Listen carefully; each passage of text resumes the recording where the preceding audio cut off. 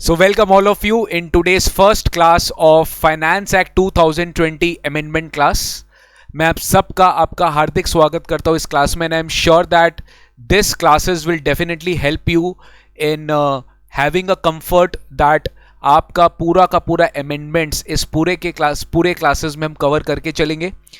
Description box में link है, उसमें पीडीएफ है, वो आप डाउनलोड कर लेना. पूरा अमेंडमेंट नोट्स उसमें कवर्ड है. जो भी स्क्रीन पे चलेगा वो ऑलरेडी मैं आपको प्रोवाइड कर दिया हूँ. मैं आपसे रिक्वेस्ट करता हूँ कि उसका एक प्रिंट कॉपी निकाल लीजिएगा प्लीज़. आज तो ठीक है, अगर आप फर्स्ट टाइम वीडियो देख रहे हो तो कोई बात नहीं. ये वीडियो देखने के बाद आप इसका प्रिंट कॉपी निकाल लीजिए ना. प्रिंट करके उसको ठीक से मार्किंग करके पढ़ना, ठीक है. खाली पीडीएफ कॉपी रहने से क्या होता है ना कि थोड़ा सा हो सकता है आपको पढ़ते समय थोड़ा डिफिकल्टी आए. बट आई रिक्वेस्ट यू कि आप प्लीज प्रॉपरली प्रिंट करके फिर आप उसको आगे देखना, ठीक है. तो चलिए स्टार्ट करते हैं आज का class. Finance act 2020 amendments. First of all बता देता हूं किन किन रेलिवेंट है. जितने भी स्टूडेंट्स नवंबर दिसंबर 20 में एग्जाम दिए थे, में एग्जाम दिए थे, उनके लिए एक इंपॉर्टेंट अपडेट. आप लोग को फाइनेंस एक्ट 2019 तक अपडेट करवाया गया था, लेकिन आपको अब फाइनेंस एक्ट 2020 तक अपडेट होना पड़ेगा.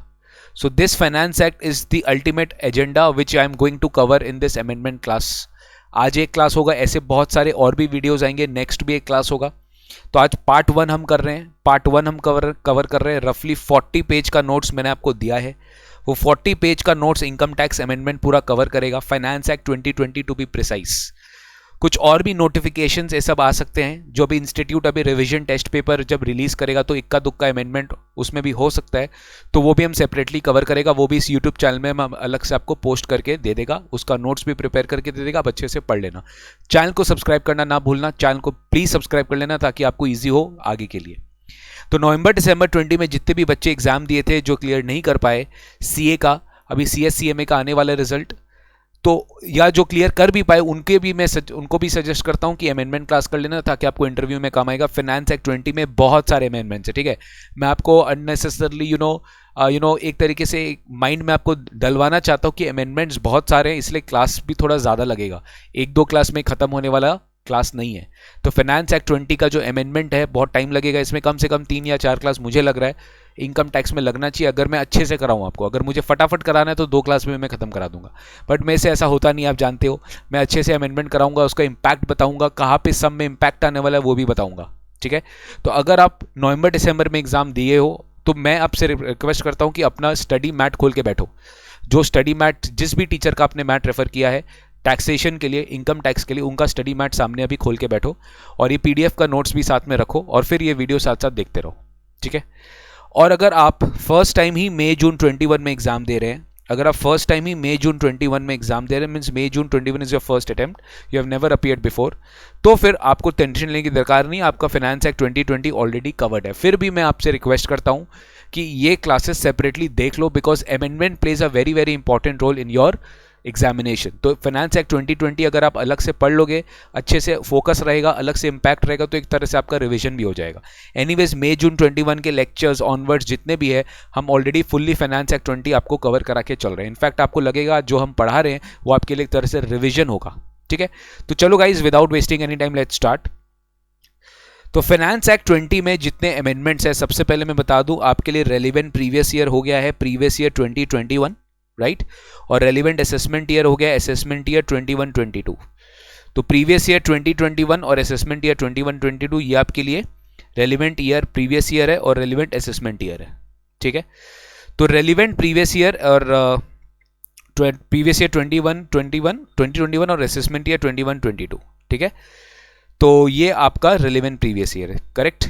तो अपने जो भी पढ़ेंगे ना आपको समझ में आना चाहिए कि आपके सारे सम्स अब 1 अप्रैल 20 से लेकर 31 मार्च 21 ये आपका प्रीवियस ईयर होगा और आपके सारे सम्स 1 अप्रैल 21 से लेकर 31 मार्च 22 तक ये आपका असेसमेंट ईयर होगा. ये आपको ध्यान रखना पड़ेगा हमेशा. 1 अप्रैल 20 से 31 मार्च 21 प्रीवियस ईयर एंड 1 अप्रैल 21 से लेकर 31 मार्च 22 असेसमेंट ईयर. ये दो आपको ध्यान रखना पड़ेगा. ये आपका प्रीवियस ईयर है और ये आपका असेसमेंट ईयर है, ठीक है. फर्स्ट ये चीज ध्यान रखिएगा. तो चलो अब अपने अमेंडमेंट नोट्स की तरफ चलते हैं. ये रहा हमारा amendment notes, finance act 2020 amendments applicable for CA CMS CS May June 21 exams. Final वाले स्टूडेंट्स भी इसको पढ़ सकते हैं, कोई दिक्कत नहीं है। फाइनल वाले स्टूडेंट्स भी इसको देख सकते हैं वीडियोस को, बिकॉज ये सारे अमेंडमेंट्स तो एनीवेज आपको पढ़ना पड़ेगा, एक्स्ट्रा आपको फाइनल के लिए और अलग से पढ़ना पड़ेगा। चलिए सर, सबसे पहला चैप्टर है basic concepts of income tax में। सर यही पूरा चेंज हो गया यही पूरा चेंज हो गया। ये तो आप सब जानते ही हो कि हमारे देश में अब से इनकम टैक्सेशन, इंडिविजुअल और एचयूएफ के बारे में अगर हम बात करें तो you have already heard and many times मैंने भी आपको बताया है कि एक new rate of tax system हमारे देश में लॉन्च हो गया है। New rate of tax system हम लोग को पढ़ना पड़ेगा। सर इसका मतलब क्या, जो पुराना रेट ऑफ टैक्स था अप टू 2.5 लाख नील, 2.5 लाख से 5 लाख 5%, 5 लाख से 10 लाख 20% और अबव 10 लाख 30%, क्या वो नहीं है? नहीं, ऐसा मैंने नहीं बोला, वो अभी भी है, वो जैसा पहले पुराना रेट ऑफ सिस्टम था अभी भी वो है, लेकिन अब एक एड ऑन क्या आ गया है कि अब एक ऑप्शन आ गया है। क्या आ गया है? Option. A new option has been introduced for individual HUF. I repeat, a new option has been introduced for individual HUF, and they may opt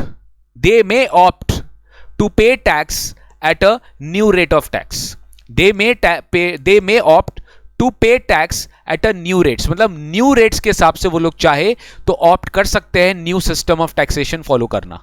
तो सर अब हर सम में आपको हमेशा इंडिविजुअल एचयूएफ के लिए अगर हम टैक्स लायबिलिटी निकाल रहे हैं तो हमें हमेशा ओल्ड सिस्टम के हिसाब से भी हमें इनकम निकालना पड़ेगा, टैक्स निकालना पड़ेगा, और न्यू सिस्टम के हिसाब से भी हमें टैक्स निकालना पड़ेगा।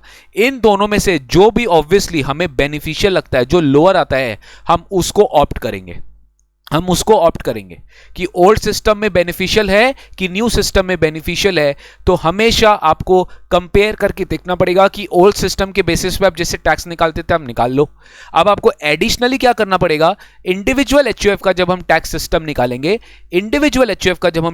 निकालेंगे तो वहां पे हमें एडिशनली एक बार न्यू सिस्टम ऑफ टैक्सेशन को भी लगा के चेक करना पड़ेगा कि क्या हम न्यू सिस्टम ऑफ टैक्सेशन में क्या हम लोअर क्लेम कर पा रहे हैं, क्या हमारा लोअर रेट ऑफ टैक्स है क्या। अगर है तो आप न्यू सिस्टम में ऑप्ट करिए, वरना आप न्यू सिस्टम में ऑप्ट नहीं करिए। सो ऑप्शनल है एचयूएफ एंड इंडिविजुअल के लिए। Yes Naveen Garg, you are absolutely correct, individual HUF के लिए ऑप्शनल है, बट ये है ना, आपको हमेशा चेक करना पड़ेगा, हर सम में आपको चेक करना पड़ेगा। इंडिविजुअल एचयूएफ के लिए जब टैक्स लायबिलिटी निकाल रहे हैं तो ओल्ड के हिसाब से निकाल लिया, न्यू के हिसाब से भी चेक करना पड़ेगा। अब ये न्यू सिस्टम है क्या, चलो एक बार देखते हैं।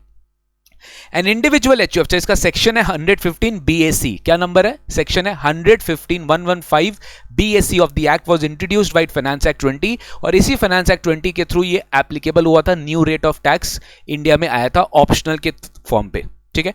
एन इंडिविजुअल और एचयूएफ, खाली किसके लिए, इंडिविजुअल एचयूएफ के लिए, they shall have the option to pay tax in respect of their total income at the following rates, that is new tax regime from assessment year 21-22 onwards. मतलब सबसे पहले ये इस year, that is previous year 2021 से applicable हुआ है। Previous year 2021 में जो भी इनकम कंप्यूट होगा इंडिविजुअल एचयूएफ के लिए, वो ये न्यू टैक्स रेजिम को भी ऑप्ट कर सकते हैं। This is absolutely optional. अब आप देखिए टोटल इनकम, अब देखिए मैंने आपके हिसाब से न्यू टैक्स रेजिम का भी रेट लिखा है और ओल्ड टैक्स रेजिम का भी मैंने रेट यहाँ पे स्पेसिफाई किया है। तो ओल्ड टैक्स रेजिम एक बार देख लेते हैं, आपको समझ में आ जाएगा। उसके पहले अपने सबसे पहले न्यू टैक्स रेजिम देखिए। अप टू 2.5 लाख तक पे कोई टैक्स नहीं है, rate of percentage as per new tax regime. आपका 2.5 लाख तक पे कोई टैक्स नहीं है, आपको जैसे पहले है वैसे भी अभी है। फिर 2.5 लाख से 5 लाख तक पे जैसे पहले 5% था अभी भी 5% ही है, जैसे पहले 5% था अभी भी 5% ही है, कोई डिफरेंस नहीं है।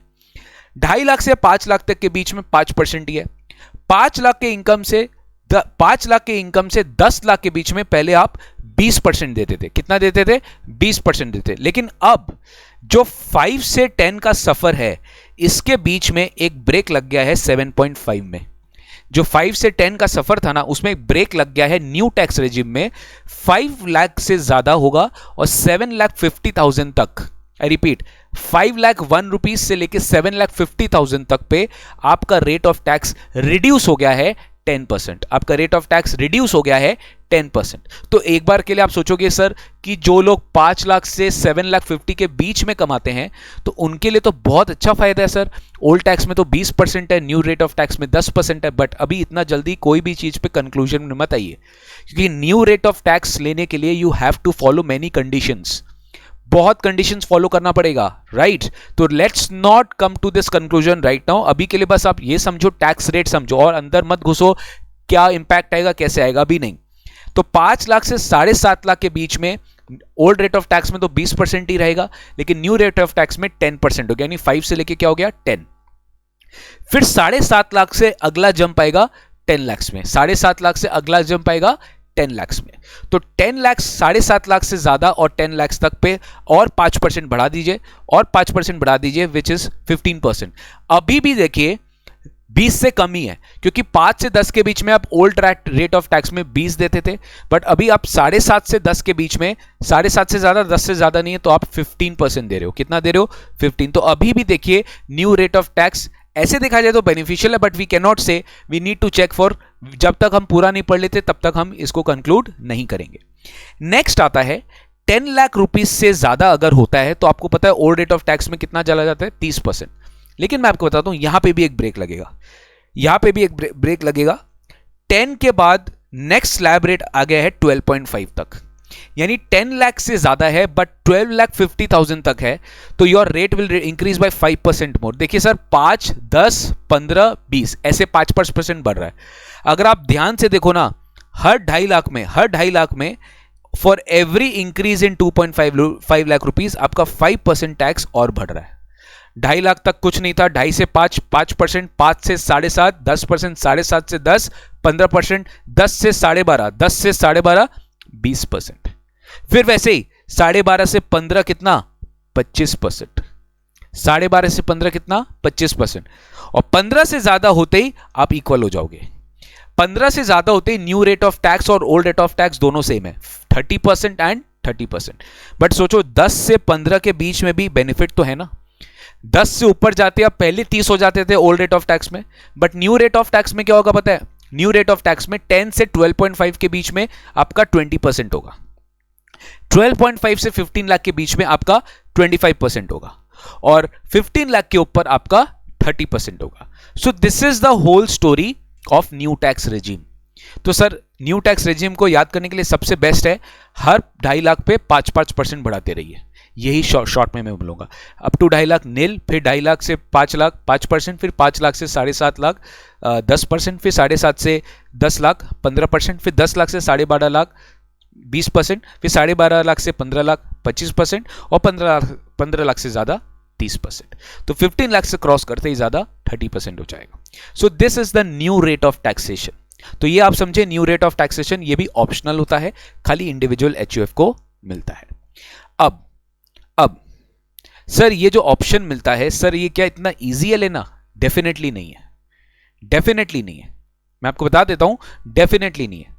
एक बार ये सेकंड पॉइंट को मैं एक बार स्किप कर रहा हूं बिकॉज ये लास्ट में आएंगे। आप ये पॉइंट देखिए, थर्ड पॉइंट देखिए, ये डेफिनेटली आपके लिए, मतलब मैं बाद में अपना ओपिनियन दूंगा, but it depends on case to case. ये किसी के लिए भी बहुत अच्छा नहीं है तो किसी के लिए बहुत खराब भी नहीं है। हर एसएससी को अपना अपना देखना पड़ता है कि भैया उसका इनकम स्ट्रक्चर क्या है, उसके हिसाब से वो डिसाइड करता है whether he will go for new tax regime और he will go for old tax regime.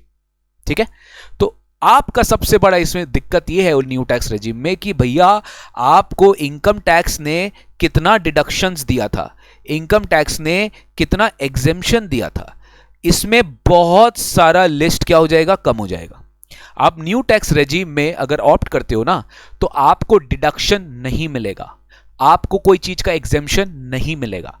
तो आप इनडायरेक्टली मन में सोचो कि ओल्ड में अगर हम जा रहे थे तो भले टैक्स रेट ज्यादा था, टैक्स रेट ज्यादा था 20%, 30% टैक्स रेट ज्यादा था, लेकिन एग्जेम्पशन भी था और डिडक्शन भी आपको मिलता था, जिससे आपका इनकम टू दैट एक्सटेंट बढ़ता नहीं था क्योंकि आपको एग्जेम्पशन डिडक्शन दिया जाता था। But new rate of tax is on a different principle. New rate of tax बोलता है कि देखो हम टैक्स कम रखेंगे, रेट हम कम रखेंगे, बट हम आपका ऐसा कोई इनकम नहीं है जो हम आपको एग्जेम्प्ट करेंगे, कम करेंगे। हम एग्जेम्पशन ज्यादा नहीं देंगे आपको ना, हम आपको डिडक्शन ज्यादा देंगे. As compare to old tax regime your exemption is very much decreased, your deduction is very much decreased. तो आपका अल्टीमेटली इनकम क्या होता है पता है? ओवरस्टेटेड होता है, या आपका इनकम थोड़ा सा ज्यादा दिखता है as compare to old tax regime.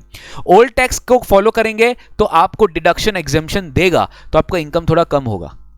But new tax को फॉलो करेंगे तो आपका डिडक्शन एग्जेम्पशन कम नहीं होगा, तो आपका इनकम थोड़ा ज्यादा दिखेगा. तो इनकम ज्यादा दिखेगा with a lower rate of tax. तो मैंने आपको बोला ना, it always depends on case to case. इसका कोई रॉकेट साइंस नहीं है कि आपके लिए न्यू टैक्स ही अच्छा है या आपके लिए ओल्ड टैक्स ही अच्छा है. ऐसा बिल्कुल रॉकेट साइंस नहीं है. ठीक है, तो चलिए आपको हर सम में, जब आपका एग्जाम में, आपको हर सम में अप्लाई करके देखना पड़ेगा. अगर एग्जामिनर आपसे पूछा कि also check new rate of tax, या आपको नहीं भी पूछा ना तो भी आपको ये अप्लाई करके चेक करना पड़ेगा. टैक्स लायबिलिटी अगर पूछ रहा है कि ओल्ड रेट ऑफ टैक्स के हिसाब से मेरा इतना इनकम होगा, इतना टैक्स होगा, तो न्यू रेट ऑफ टैक्स में जो इनकम आप कंप्यूट किए हो ना, उसमें से सारा डिडक्शन को हटा दो, डिडक्शन क्लेम मत करो, एग्जेम्पशन हटा दो, एग्जेम्पशन क्लेम मत करो, एंड अकॉर्डिंगली आपका इनकम रिवाइज कैलकुलेट होगा for new rate of tax. And then उसके ऊपर आप टैक्स रेट अप्लाई करो, जो 2.5 लाख, 5 लाख, 7.5 लाख, 10 लाख, 12.5 लाख जो हम लोग कैलकुलेट किए, उसके हिसाब से आप अपना इनकम टैक्स कैलकुलेट करके देखो कौन सा बेनिफिशियल हो, अकॉर्डिंगली आप उसमें जा सकते हो. अब सर ये तो हमें बताइए, क्या कोई डिडक्शन एग्जेम्पशन नहीं मिलेगा क्या? ऐसा नहीं है. एक लिस्ट है, वो लिस्ट हम एक बार याद रखेंगे. उस लिस्ट में जो भी डिडक्शन एग्जेम्पशन का बात लिखा है वो सब आपको फॉरगो करना पड़ेगा. You can not claim those deduction exemption if you want to opt for new rate of tax. तो देखो, exemptions and deductions to be forgone for opting new tax regime. The person availing concessional rate will not be allowed to claim any exemption or deduction for allowance or perquisite provided under any law for the time being in force. उसको कोई भी तरह का exemption, कोई भी तरह का deduction, कोई भी other law में भी नहीं मिलेगा. Individual or HUF opting for taxation under section 115 BAC shall not be entitled to the following exemptions or deductions. मतलब उसको ये सारा exemption deduction नहीं मिलेगा, तब जाके वो न्यू रेट ऑफ टैक्स ले पाएगा. तो चलो, सबसे पहले आता है सैलरी में से. सैलरी में ऐसा कौन कौन सा डिडक्शन एग्जेम्पशन आपको मिलता है जो आप क्लेम नहीं कर सकते? सबसे पहला है एग्जेम्पशन आपको सैलरी में मिलता है 10(5) का. Very very important. Leave travel concession याद है? 4 साल का ब्लॉक है, कोई भी 2 जर्नी आपको एग्जेम्प्ट मिल जाता था. एक्चुअल एक्सपेंडिचर इनकर्ड याद है आपको? याद है, कोई भी 2 जर्नी आपको एग्जेम्प्ट मिल जाता था 4 साल का कैलेंडर पीरियड में, कोई भी 2 जर्नी. तो 10(5) में जो आप एग्जेम्प्ट क्लेम करते थे ना, न्यू टैक्स रेजिम में आप नहीं क्लेम कर सकते. यानी अगर आप ओल्ड में लेस करके क्लेम कर रहे हो तो कोई बात नहीं, आप करिए. बट जब आप न्यू रेट ऑफ टैक्स करेंगे, अगर आपका एलटीसी का एग्जेम्पशन लिया हुआ है तो आप नहीं ले सकते. आप एलटीसी माइनस नहीं करेंगे, आपका वो पूरा इनकम दिखता रहेगा. You can not claim exemption under section 10(5). Similarly house rental allowance 10(13), ये सब लर्न करें, ये सब याद रखना पड़ेगा आपको कि कौन कौन सा नहीं मिलता है. देखो, एलटीसी नहीं मिलता है.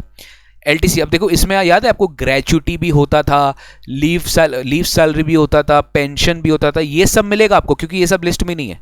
ये सब आपको न्यू में भी मिलेगा. न्यू में क्या नहीं मिलेगा उसका लिस्ट दिया हुआ है. एलटीसी नहीं मिलेगा, एचआरए नहीं मिलेगा. एचआरए याद है? Rent paid minus 10% of salary, actual amount salary received, और एक्चुअल एचआरए रिसीव्ड, और 50% of salary in case houses situated in Bombay, Kolkata, Delhi, Chennai, और 40% फॉर अदर सिटीज. ये सब आपको नहीं मिलेगा. तो एचआरए का एग्जेम्पशन नहीं मिलेगा, एलटीसी का एग्जेम्पशन नहीं मिलेगा. याद है सेक्शन 10 क्लॉज 14 में हम लोग इतना सारा अलाउंसेस पढ़े थे, children education allowance, hostel expenditure allowance. ये सब आपको इसका एग्जेम्पशन नहीं मिलेगा. ये सब आपको न्यू रेट ऑफ टैक्स में छोड़ना पड़ेगा.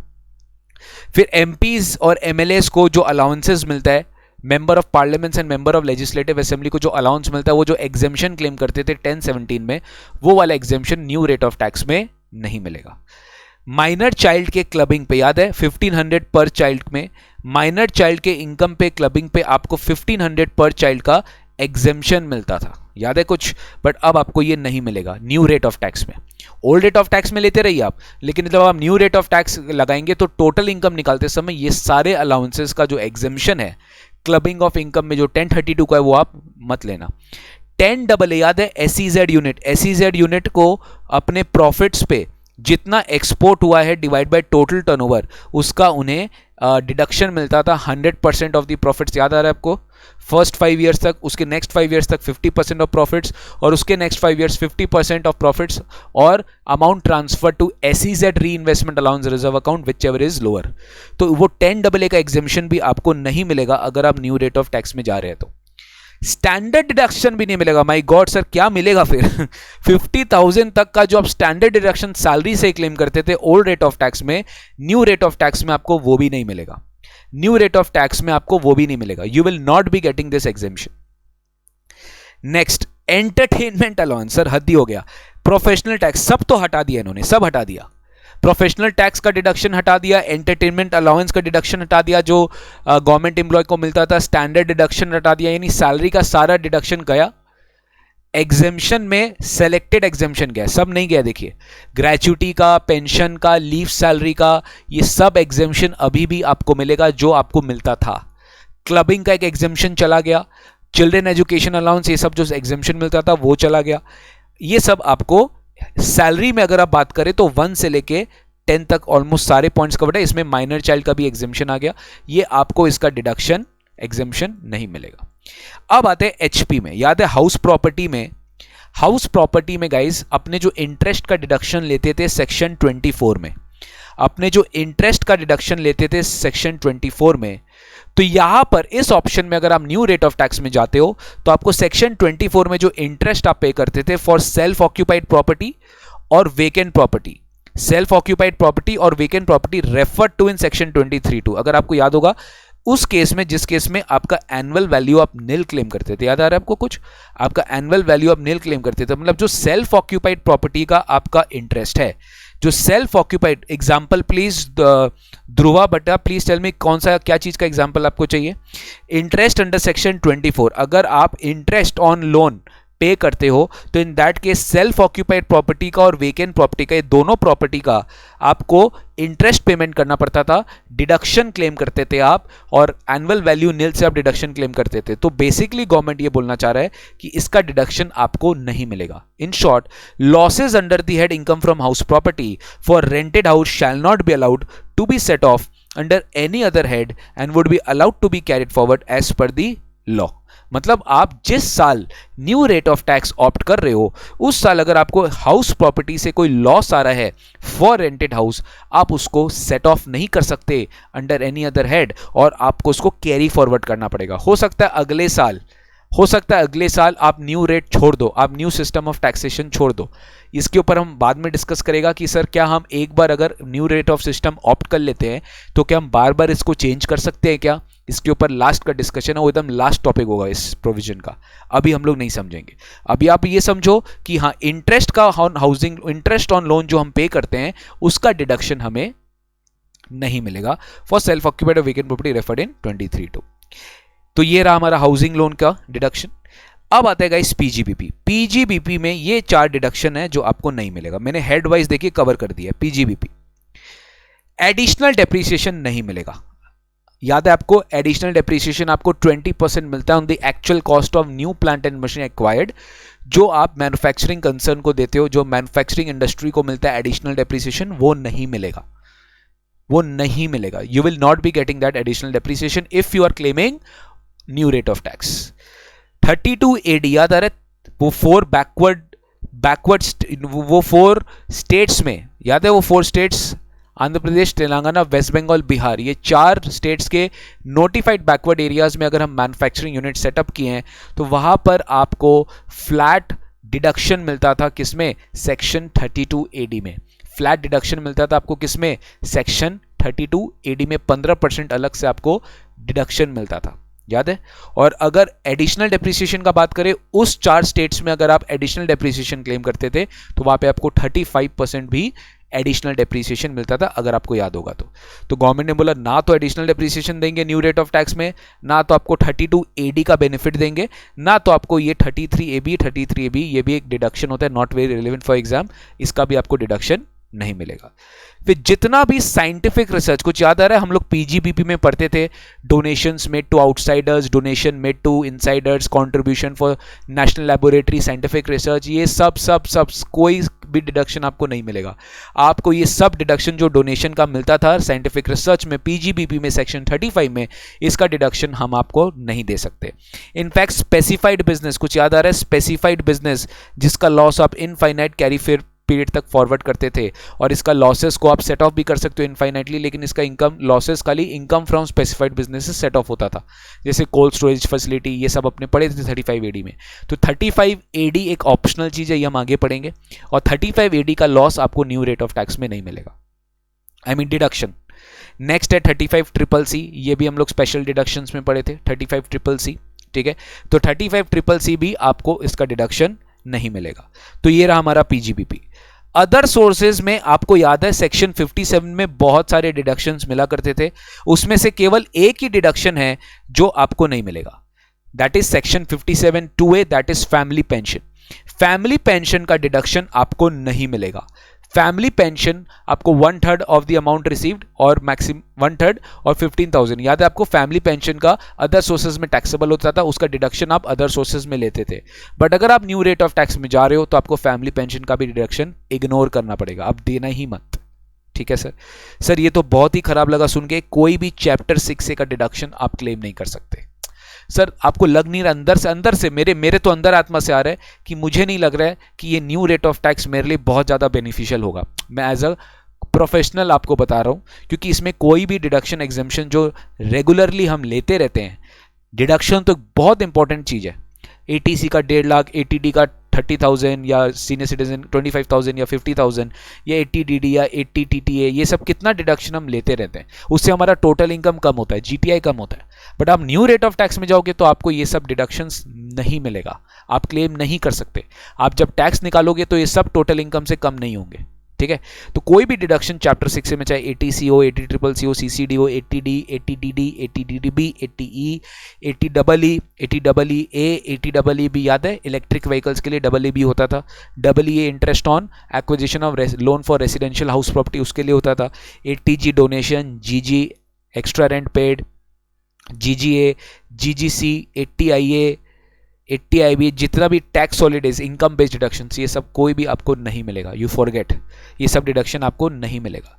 अगर आप इसमें ध्यान देंगे, इसमें एक बहुत बड़ा डिडक्शन मेंशन नहीं है, वो आपको मिलेगा।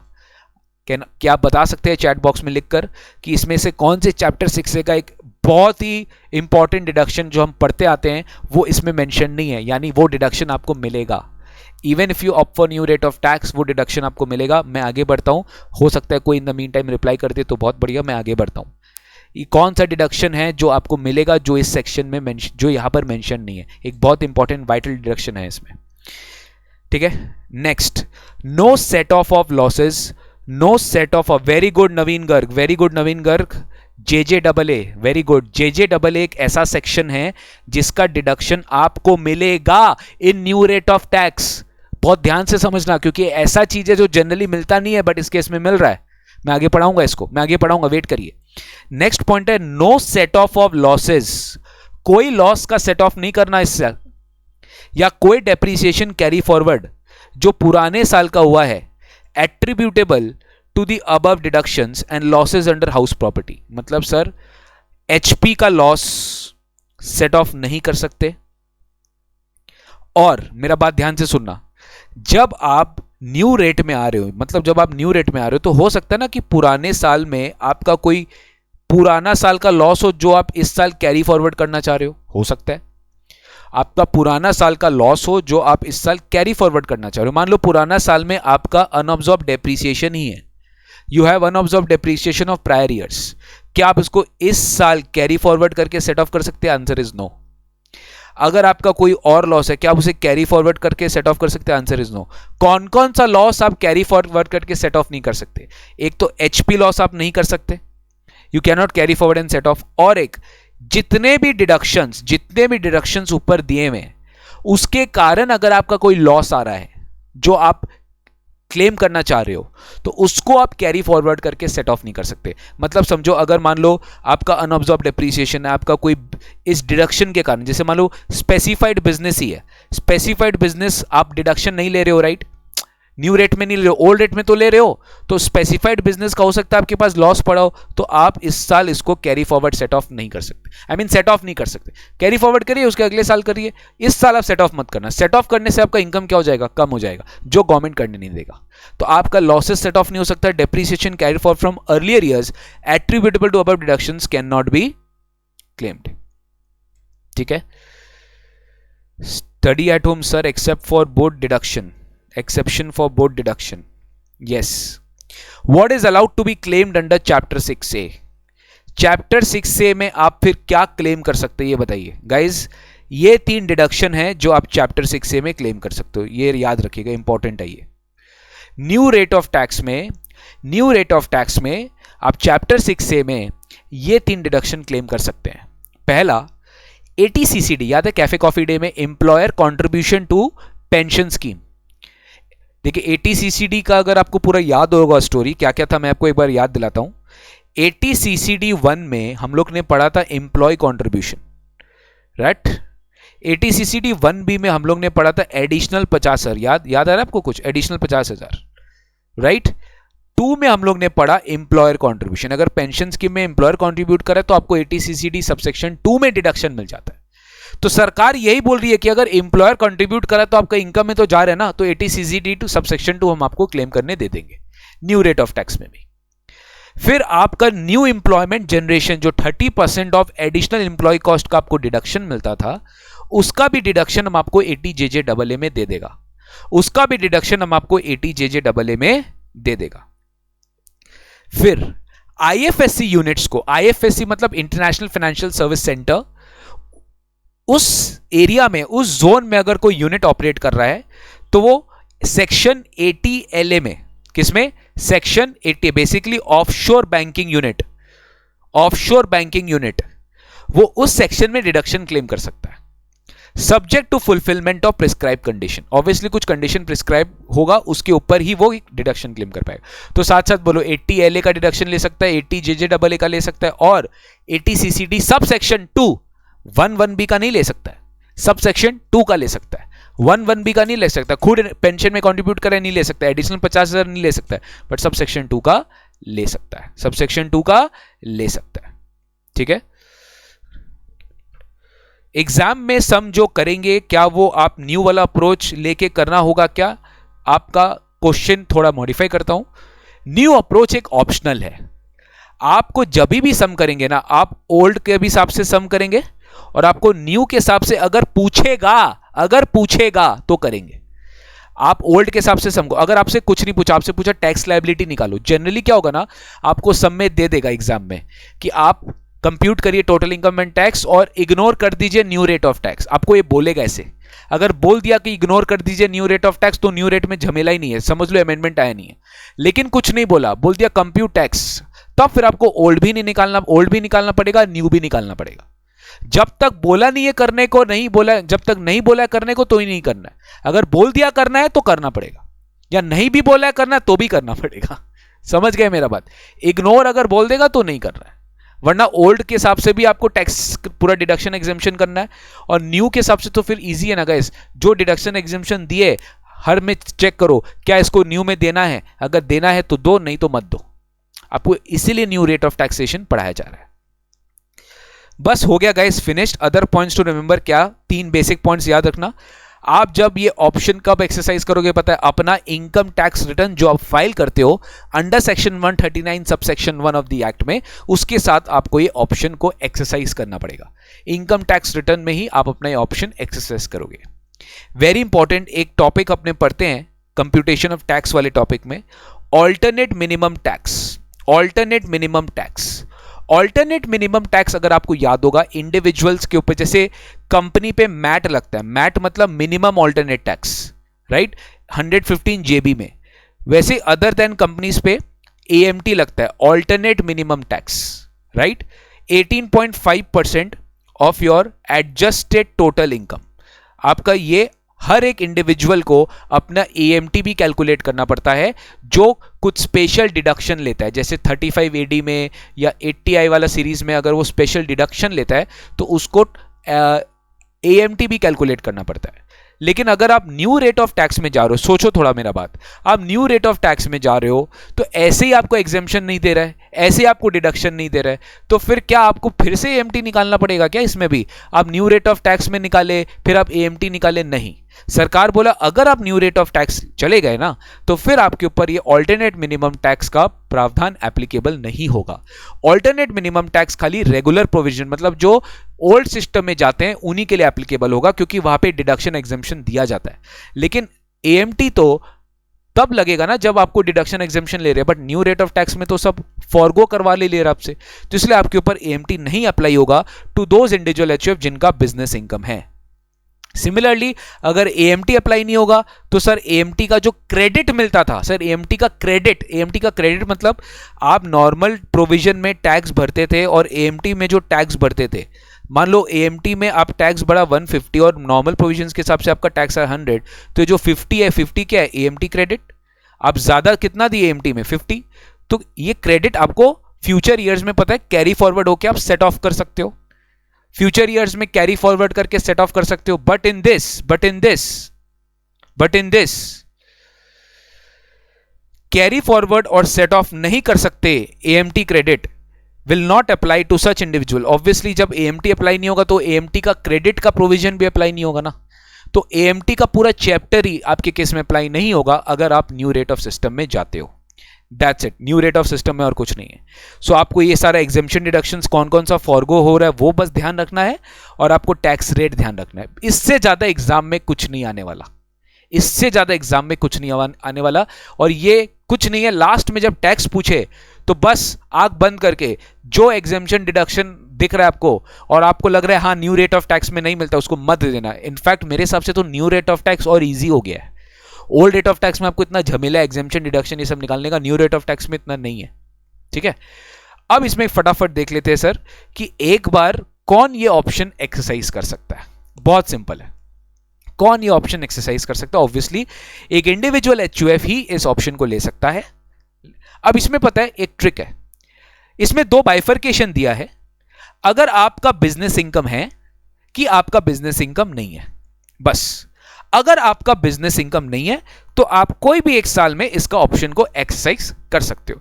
मतलब आपका बिजनेस इनकम ही नहीं है तो you can exercise this option for a previous year, और जिस ईयर में आप इस ऑप्शन को एक्सरसाइज करोगे उस ईयर में जाकर आप इसका न्यू रेट ऑफ टैक्स के हिसाब से अपना टैक्स भर दो, कोई दिक्कत नहीं है। और आप रिटर्न ऑफ इनकम में दिखा दो कि आप न्यू रेट ऑफ टैक्स में ऑप्ट कर रहे हो, न्यू रेट ऑफ टैक्स में जाकर आप अपना टैक्स का पेमेंट कर दो। अगर आपका कोई बिजनेस इनकम नहीं है तो if you do not have any business income, but if you have business income, very very important, अगर आपका पीजीबीपी इनकम आया, अगर आपके केस में पीजीबीपी इनकम आया तो फिर एक बार अगर आप ऑप्शन एक्सरसाइज कर लिए ना तो वो पूरे साल, इनफैक्ट सारे सब्सिक्वेंट ईयर्स में भी एप्लीकेबल हो जाएगा। मतलब सर समझ में आ गया, एक बार अगर पैर रखे तो दोबारा वापस से इससे निकल नहीं सकते। कब? अगर आपका बिजनेस इनकम है तो।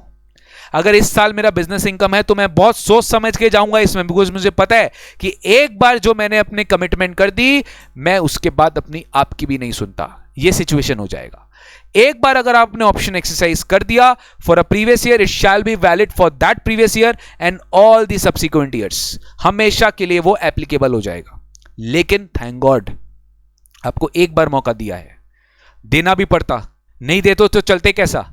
एक बार मैं चला गया, फिर मुझे लगा अरे यार अब तो न्यू रेट ऑफ टैक्स बहुत ज्यादा लग रहा है, मेरा टैक्स लायबिलिटी कम हो गया, मेरा old rate of tax better होता, तो गवर्नमेंट ने बोला अच्छा ठीक है, आप खाली एक बार ही इस ऑप्शन से विड्रॉ कर सकते हो, आप खाली एक बार ही इस ऑप्शन से विड्रॉ कर सकते हो फॉर अ प्रीवियस ईयर। लेकिन उस साल विड्रॉ नहीं कर सकते जिस साल ऑप्शन क्लेम किए। आज इस साल बोले कि हम इस साल ऑप्शन है, इस साल विड्रॉ नहीं नहीं नहीं नहीं, जिस साल घुस गए उस साल वही रहो, जिस साल ऑप्शन एक्सरसाइज कर लिए उस साल वही रहो, नेक्स्ट ईयर विड्रॉ कर लेना। लेकिन यह बात बता दूं, नेक्स्ट ईयर विड्रॉ करने के बाद फिर दोबारा मांगने मत आना। जिसका बिजनेस इनकम है उसको बहुत सोच समझ के विड्रॉ करना पड़ता है और बहुत सोच समझ के घुसना भी पड़ता है। He has to think once he has exercised, it shall be valid for that all the year and all subsequent year. But he can withdraw, but only once for a previous year, other than the year in which it was exercised. And thereafter, the individual HUF will not be eligible to exercise the option again. फिर वो कभी भी इस option को नहीं ले सकता। तो गाइस ये ऐसा मत सोचना कभी भी मन के घुस गए, कभी भी मन के निकल गए, कभी भी मन के ऑप्ट आउट कर गए, कभी भी मन के ऑप्ट इन कर गए। नहीं, एक बार ऑप्ट इन कर गए तो वापस नहीं निकल सकते। अगर निकलना है तो एक बार जब निकल गए वंस फॉर ऑल। उसके बाद गवर्नमेंट कभी भी आपको new rate of tax opt करने नहीं देगा, even though you want to opt in. बस और कुछ नहीं समझना है। लेकिन ये सब झमेला कब है? बिजनेस इनकम के केस में। अगर मेरा बिजनेस इनकम नहीं है तो मैं नॉर्मली हर साल ऑप्शन एक्सरसाइज करूं, आराम से मैं रिटर्न फाइलिंग ड्यू डेट के समय बोल दूं, मुझे कोई प्रॉब्लम नहीं है। सर एग्जाम में न्यू अप्रोच लेके सम्स करना होगा क्या? यस, आपको करना पड़ेगा न्यू अप्रोच लेके। अगर आपसे पूछेगा तो आप पूछेगा, आपको बोलेगा कि 115 बीएसी में टैक्स पेयर ने ऑप्ट किया है, तो आप सारे डिडक्शन एग्जेम्पशंस को फॉरगॉन कर देना जो आपको बताया गया है। अब सबको मत, अब जैसे ग्रेचुटी का एग्जेम्पशन तो मिल रहा है भाई 1010 में, 1010A में तो मिल रहा है पेंशन, 1010B 1010C ये सब मिल रहा है ना, तो ये सबको फॉरगो मत कर देना। ये लिस्ट आपको ध्यान रखना है, ये लिस्ट में जितने भी एग्जेम्पशन डिडक्शंस है उसको अपने को क्या करना है? फॉरगो करना है, बाद बाकी क्लेम करना है। डिडक्शंस अंडर चैप्टर 6 में 80CCD2, 80LA और 80 क्या बोलते हैं JJAA, ये 3 डिडक्शन आपको देना है, न्यू रेट में भी ओल्ड रेट में भी। ठीक है, क्लियर है सर? ये हो गया old new rate of tax अपने खत्म किए। नेक्स्ट है income tax rates on cooperative society. यहां पर भी सेम चीज एप्लीकेबल हुआ। कोऑपरेटिव सोसाइटी भी तो ओल्ड सिस्टम में स्लैब रेट में टैक्स देते हैं सर, याद है क्या आपको? कोऑपरेटिव सोसाइटी भी ओल्ड सिस्टम में टैक्स देते हैं, लेकिन उनको भी एक नया ऑप्शन दिया गया सेक्शन 115 BAD में। एक बार बता दूं, सीए इंटर स्टूडेंट्स के लिए रेलिवेंट नहीं है, ठीक है ना? ये सीए इंटर स्टूडेंट्स के लिए रेलिवेंट नहीं है, खाली सीएस और सीएमए स्टूडेंट्स के लिए रेलिवेंट है। ठीक है, बिल्कुल सेम है, बिल्कुल same, as good as 115 BAC। But एक बार बस दिखवा देता हूं मैं आपको। कोऑपरेटिव सोसाइटी का जो टैक्स रेट है ना, उसके लिए भी न्यू रेट आया है, वो भी ऑप्शनल है, वो भी ऑप्शनल है, दैट इज ऑल्सो ऑप्शनल।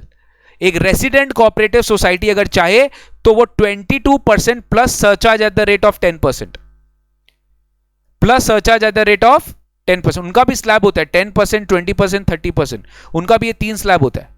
लेकिन अगर कोऑपरेटिव सोसाइटी चाहे तो फ्लैट 22% में जा सकता है, plus surcharge at the rate of 10%, plus surcharge at the rate of 10%।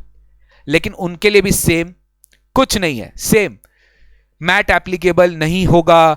Option एक बार एक्सरसाइज कर लिए तो विड्रॉ नहीं कर सकते, ऑप्शन आपको रिटर्न फाइलिंग ड्यू डेट के समय ही करना पड़ेगा, और एक बार कर लिए तो हमेशा हर असेसमेंट ईयर के लिए रहना पड़ेगा। सेम 115 BAC जैसा है, 115 BAD भी वैसा ही है, ऑलमोस्ट सेम। ये रेसिडेंट कोऑपरेटिव सोसाइटी पे है, वो इंडिविजुअल HUF पे था। बाद बाकी अब एग्जेम्पशन डिडक्शंस देख सकते हो, ये सब एग्जेम्पशन डिडक्शंस आपको नहीं मिलेगा। इसमें थोड़ा लिस्ट कम है, ये थोड़ा बच के देखिए। 10AA है, 3212A है, 32AD है, साइंटिफिक रिसर्च डोनेशंस है, स्पेसिफाइड बिजनेस है। चैप्टर 6 से सेम देखो, अदर देन 80 JJAA ये अप्लाई करेंगे आप, यानी 80 JJAA का डिडक्शन मिल जाएगा, 80 LA का डिडक्शन मिल जाएगा। बाद बाकी कोई चैप्टर 6 का डिडक्शन नहीं मिलेगा, कोई लॉसेस नहीं मिलेगा, कोई depreciation carry forward from earlier attributable to above deduction नहीं होगा। बट डेफिनेटली इसमें थोड़ा बेटर है। 115 BAC का तो बहुत लंबा लिस्ट था गाइस, बट BAD का इतना लंबा लिस्ट डेफिनेटली नहीं है, क्योंकि एक कोऑपरेटिव सोसाइटी भी है। कोऑपरेटिव सोसाइटी को बहुत सारा एग्जेम्पशन डिडक्शन तो गाइस मिलता ही नहीं। अब कोऑपरेटिव तो क्या HRA का अलाउंस क्लेम करेगा क्या? वो तो इंडिविजुअल रह ही नहीं, वो तो रहता ही नहीं है। कोऑपरेटिव सोसाइटी का अपना एक स्टेटस है, तो डिपेंडिंग ऑन द उनका स्टेटस, उनको जो एग्जेम्पशन डिडक्शंस पॉसिबल होता उसको सरकार ने मना कर दिया न्यू टैक्स रेजिम में, बस इससे ज्यादा रेलिवेंट नहीं है। ठीक है, तो ये आप एक बार प्लीज मैट के गो थ्रू करना, तो आई थिंक आपको और ज़्यादा क्लैरिटी आएगा। फिर वीडियो फिर रहेगा ही, वीडियो के साथ फिर से देख लेना, तो आपको आई होप आपको क्लैरिटी बहुत ज़्यादा बढ़ जाएगा। तो ये हमारा पहला पार्ट खत्म हुआ sir. New rate of tax हमने पढ़ा। New rate of tax section में आपको एग्जेम्पशन डिडक्शंस फॉरगोन करना पड़ेगा, न्यू रेट अप्लाई करना पड़ेगा। दो जो भी ऑप्शन, ध्यान ऑप्शनल है, कंपल्सरी नहीं है, दो में से जो भी आपको बेटर लगे आप ले सकते हो। बट एक बार अगर ले लिए ना तो दोबारा वापस मत आना, और एक बार वापस आ गए तो दोबारा वापस मांगना मत, बस जब आपका बिजनेस इनकम है। राइट, क्लियर है। Very very important change, very very important change in dividend distribution tax, very very important change in dividend distribution tax. Dividend distribution tax जैसे आप सबको पता है, डोमेस्टिक कंपनी जब डिविडेंड डिक्लेयर करता है, डिविडेंड डिस्ट्रीब्यूट करता है, तो उसमें 15% कॉर्पोरेट डिविडेंड टैक्स देता था। वो भी कौन से सेक्शन में? 115 में। आई एम सो सॉरी, उसका डेथ हो गया, आई एम सो सॉरी, उसका डेथ हो गया। अब कॉर्पोरेट डिविडेंड टैक्स इंडिया में नहीं लगता, भूल के भी नहीं लगता। डिविडेंड में तो तोड़ फोड़ चेंजेस आए, तोड़ फोड़ चेंजेस डिविडेंड में। अब कॉर्पोरेट डिविडेंड टैक्स नहीं लगता, अब CDT नहीं लगता। तो कॉर्पोरेट डिविडेंड टैक्स हट चुका है इंडिया में, डिविडेंड डिस्ट्रीब्यूशन टैक्स इंडिया में हट चुका है। Therefore, we can say that dividend distribution tax has been removed, which is chargeable in the hands of the company and mutual funds. याद है म्यूचुअल फंड्स भी जो डिविडेंड डिस्ट्रीब्यूट करता था उसमें भी म्यूचुअल फंड्स को डिविडेंड डिस्ट्रीब्यूशन टैक्स 115R में देना पड़ता था, डोमेस्टिक कंपनी 115O में देता था। दोनों अब नहीं देंगे बिकॉज ये खाली 31 मार्च 20 तक ही रेलिवेंट था। 1420 से नो डीडीटी, 1420 से नो डीडीटी, कोई 1420 से डिविडेंड डिस्ट्रीब्यूशन टैक्स नहीं लगेगा। सिमिलरली म्यूचुअल फंड्स के ऊपर भी डिविडेंड डिस्ट्रीब्यूशन टैक्स नहीं लगेगा। यानी सर कंपनी जब डिविडेंड देगी 1420 से, यानी प्रीवियस ईयर 2021 से कंपनी जब डिविडेंड देगी तो कंपनी को टैक्स नहीं देना। तो सर किसे टैक्स देना है? समझ गए? दूसरा एग्जेम्पशन, दूसरा चेंज समझ गए। 1034 भी नहीं रहा, 1034 भी नहीं रहा, 1034 भी नहीं। ऋतुराज भाई साहब लाइव क्लास देख लो, लाइव क्लास देख लो भाई, लाइव क्लास देख लो। 1034 का एग्जेम्पशन नहीं रहा मेरे भाई, मेरे दोस्त। आप अगर डिविडेंड रिसीव करते थे डोमेस्टिक कंपनी से, सर हमको तो आप पढ़ाए थे सर, क्या हो गया सर? अरे यही तो है, यही टैक्स है। नहीं रहा 1034, gone case, gone case, death हो गया बेचारे का, डेथ हो गया बेचारे का 1034 का। तो 1034 भी नहीं रहा सर। क्यों नहीं रहा पता है? क्योंकि कॉर्पोरेट डिविडेंड टैक्स जब कंपनी नहीं दे रही है तो किसी ना किसी को तो देखना पड़ेगा। सर आप इतना मेहनत करके हैं हम सबके लिए, thank you so much, thank you Vineet Sharma. किसी ना किसी को तो टैक्स देना पड़ेगा। शेयर होल्डर कंपनी से डिविडेंड लिया, कंपनी टैक्स नहीं दिया तो शेयर होल्डर को देना पड़ेगा। इसका मतलब dividend income is fully taxable in the hands of share holder. Very very important change जो आपके बहुत सारे सम्स को चेंज करेगा। शेयर होल्डर अगर इनकम ले रहा है डिविडेंड का फ्रॉम डोमेस्टिक कंपनी तो उसको टैक्स देना पड़ेगा, फुल्ली टैक्सेबल होगा वो, it will be fully taxable. तो नहीं, दोबारा से कोई क्लास लेना नहीं होगा भाई, दोबारा से कोई क्लास लेना नहीं होगा। You just study the amendments what I am teaching you, please do not take any new classes. Amendment कर लो, हो जाएगा, मोर देन सफिशिएंट है। Exemption under 1034 not applicable in the hands of the shareholder. Dividend received from a domestic company on or after 140 will be fully taxable in the hands of shareholder. However, if tax has been paid on dividend under 115O, 115D, it is fully exempt. Basically बोलना चाह रहे हैं अगर corporate dividend tax पिछले साल लग गया तो पिछले साल एग्जेम्पशन है, लेकिन 1420 से डिविडेंड फुल्ली टैक्सेबल हो गया शेयर होल्डर के हाथ में। सिमिलरली 1035 में भी यही हुआ। आज अगर हम किसी म्यूचुअल फंड्स में इन्वेस्ट किया, वो म्यूचुअल फंड मुझे डिविडेंड देता है ना, तो पहले वो एग्जेम्प्ट होता था, अब टैक्सेबल हो गया। क्योंकि म्यूचुअल फंड भी डिविडेंड टैक्स नहीं दे रहा है तो मुझे शेयर होल्डर को टैक्स देना पड़ेगा। तो sir dividend income from units received on or after 1420 is also fully taxable. तो डिविडेंड इनकम फुल्ली टैक्सेबल हो गया। सर लेकिन हमें एक बात बताइए, आप एक सेक्शन पढ़ाए थे हम लोग को और हम लोग भी पढ़ते हैं 115BBDA बोल के, कुछ याद आ रहा है?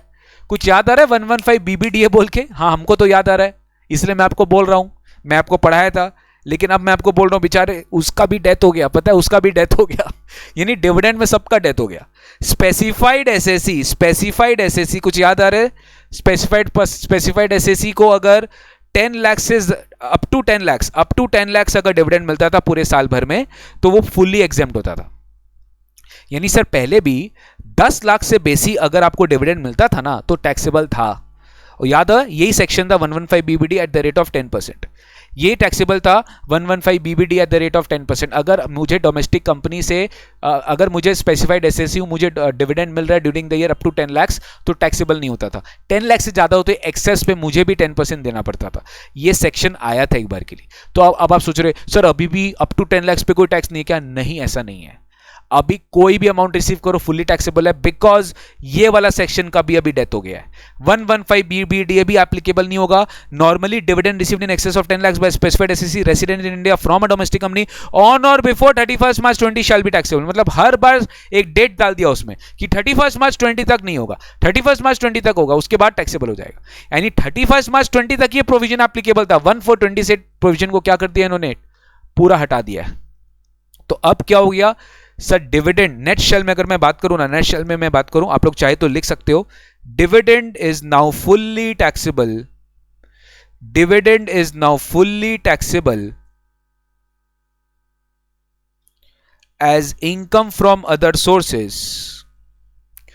dividend is now fully taxable as income from other sources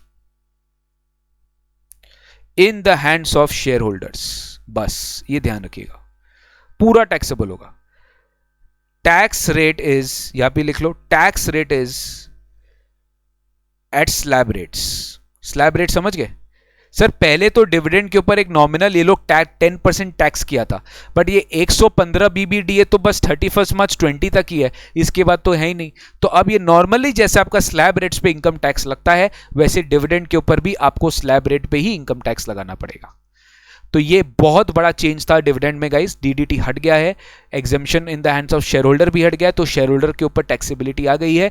company पे कोई लायबिलिटी नहीं है डिविडेंड डिस्ट्रीब्यूशन पे. क्लियर हो गया है, तब सब कुछ क्लियर हो गया. यस, मैं जीएसटी का भी अमेंडमेंट कराऊंगा. सर पूरा अमेंडमेंट आज एक ही वीडियो में हो जाएगा या और क्लास होगा? डेफिनेटली एक वीडियो में नहीं हो सकता है, बहुत सारा क्लासेस लगेगा, एटलीस्ट 3 या 4 क्लास तो कम से कम लगेगा. 40 पेज का अमेंडमेंट है एंड मैं बहुत अच्छे से कराने वाला हूं, एक एक चीज फुल क्लैरिटी के साथ डिस्कस करके कराने वाला हूं. मुझे कोई हड़बड़ी नहीं है, राइट? आपके पास एम्पल टाइम है. अभी फरवरी चल रहा है, मई जून में एग्जाम है, बहुत टाइम है. ठीक है, तो डिविडेंड का पार्ट खत्म सर.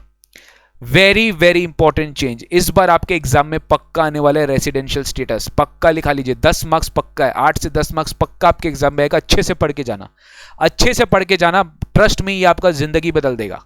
रेसिडेंशियल स्टेटस सर आज तक बहुत कम अमेंडमेंट आता है इसमें, बट जब आया तो बहुत अच्छे से आया. ठीक है, तो बहुत अच्छे से समझते हैं, कोई हड़बड़ी नहीं है, आराम आराम से समझते हैं.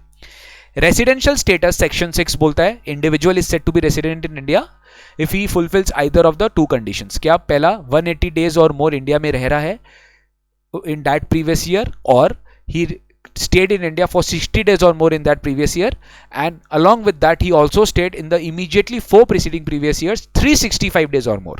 पिछले 4 साल में 365 दिन या मोर रहा है और करेंटली 60 डेज और मोर रहा है, तो वो इंडिया का रेसिडेंट मान लिया जाता है, अगर वो कंडीशन 1 और कंडीशन 2 दोनों में से एक फुलफिल करता है. फिर इंडियन सिटीजन, एक इंडियन सिटीजन या पर्सन ऑफ इंडियन, और एक इंडियन सिटीजन या crew member of an Indian ship जो इंडिया छोड़कर गया है. ठीक है, जो इंडिया छोड़कर गया है, इंडियन सिटीजन गया है एम्प्लॉयमेंट के लिए या member of crew of Indian ship ऐसे ही गया है शिप में, right? Foreign ship, Indian ship में जो इंडिया के बाहर है वहां गया है इंटरनेशनल ट्रैफिक में, तो उनके लिए कंडीशन 2 एप्लीकेबल नहीं होता था, उनके लिए कंडीशन 1 एप्लीकेबल होता था, यानी उनको 182 डेज और मोर पे ही इंडिया का रेसिडेंट माना जाता था. सेकेंड कंडीशन क्या था सर? सेकेंड कंडीशन 60 डेज और मोर, और प्रीवियस 4 ईयर्स में 365 डेज और मोर. ये थोड़ा, ये कंडीशन 2 जन पे नहीं लगता था. पहला भी मैंने आपको बताया, इंडियन सिटीजन पे नहीं लगता था, और crew member of Indian ship जो इंडिया के बाहर जा रहे हैं उन पे नहीं लगता था. इंडियन सिटीजन जो इंडिया को छोड़ के जा रहा है इंप्लॉयमेंट पर्पस के लिए, उन पे नहीं लगता था. अब सोचिए इसमें चेंज है, ध्यान से. सेकेंड केस में जहां सेकेंड कंडीशन नहीं लगता था, अगर कोई इंडिया का सिटीजन या person of Indian origin, person of Indian origin मतलब जिस इंडिविजुअल का पेरेंट्स या grand parents were born in undivided India, maternal side भी पैटर्नल साइड, मतलब मामा परिवार भी पापा का परिवार भी, ग्रैंड पेरेंट्स दोनों के साइड के हो गए, अनडिवाइडेड इंडिया में बॉर्न हुए थे before partition, India before partition 1947. तो इन दैट केस अगर वो बॉर्न हुए तो आप उनके फैमिली से हो, तो आप भी इंडियन ओरिजिन हो, पर्सन ऑफ इंडियन ओरिजिन हो. तो इंडियन सिटीजन हो या Indian person of Indian origin हो, अगर वो इंडिया विजिट करने के लिए आ रहा है तो भी आपको याद है हमने पढ़ा था कि कंडीशन 2 नहीं लगेगा, कंडीशन 1 लगेगा. बस यही पे एक छोटा सा चेंज है, यही पे एक छोटा सा चेंज है.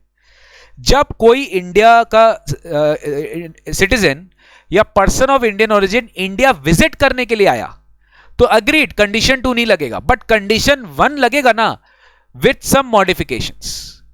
कंडीशन 1 में बोला कि अगर कोई इंडियन सिटीजन या पर्सन ऑफ इंडिया विजिट करने के लिए आ रहा है और वो एक इंडिविजुअल है, और अगर वो इंडिया से, मेरा बात ध्यान से सुनिए, अगर वो इंडिया से, पूरे इंडिया से, अगर वो इंडिया से फ्रॉम इंडियन सोर्सेस, अगर वो 15 लाख रुपीज से ज्यादा कमा रहा है, मतलब वो थोड़ा सा हाई नेटवर्थ इंडिविजुअल लग रहा है, राइट? 15 लाख रुपए से ज्यादा इनकम है उसका इंडियन सोर्सेस से, यानी जो इंडियन सिटीजन और person of Indian origin India visit करने के लिए आ रहा है, हम उसका बात कर रहे हैं, हम खाली उसका बात कर रहे हैं. अगर उसकी एनुअल इनकम इंडिया से, इंडियन सोर्स से 15 लाख से ज्यादा है, तो आपको बताएं वो इंडिया का रेसिडेंट हो जाएगा अगर वो उस साल इंडिया में 120 डेज और मोर रहा है। ओ माय गॉड, यानी सर बेसिकली आप ये बोल रहे हैं कि जो इंडियन सिटीजन और person of Indian origin India वापस आ रहा है और उसकी annual income other than foreign source income, मतलब इंडियन सोर्स इनकम 15 लाख से ज्यादा है, तो उसके लिए आप 182 नहीं देखेंगे, आप सीधा 120 चेक करेंगे।